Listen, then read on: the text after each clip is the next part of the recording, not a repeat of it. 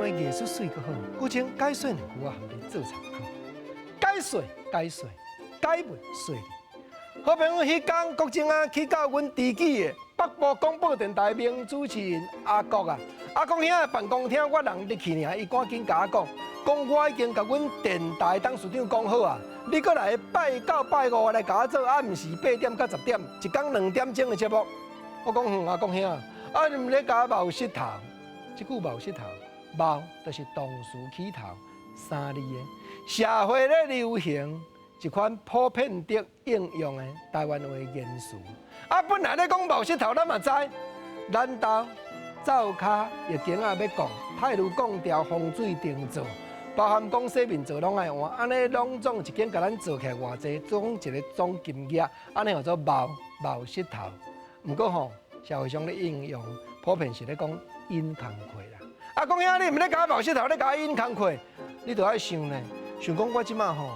解文说理拢咧录新单元，电视台录影咧做节目，确实无才调，一工来甲你定2点钟啦。讲到这，阿公兄煞变面讲，国政啊，啊你讲这个话，毋就表示讲你即马大尾也出名咧，甲我落眉角，落眉角，落嘛动词，眉角咱知，无婉转，就是讲叫做眉眉角角。一句话3角6尖，讲互听，就是咧落眉角。落眉角就是咧讲表明讲我立场甲你无共，你爱小存一下。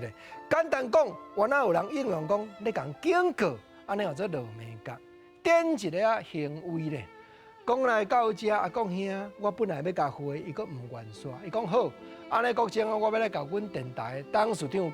讲你即马出名啊，无看甲阮即个小节目。我赶紧甲动讲啊，讲兄，你毋通安尼四界去甲我偷神经啦！偷用药啊甲偷，这原来动词。讲吼，四界去甲人讲国政啊，即个人做人，即马目头悬啊，已经无看甲咱即个电台啊，安尼就是放毒，就是讲国政啊歹话，就是讲叫做偷神经。原来社会咧流传动词起头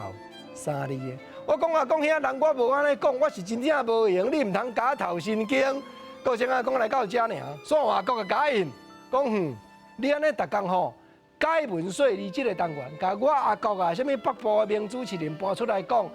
甲听众朋友，我规个形象拢拍歹去，你毋则咧甲我偷神经，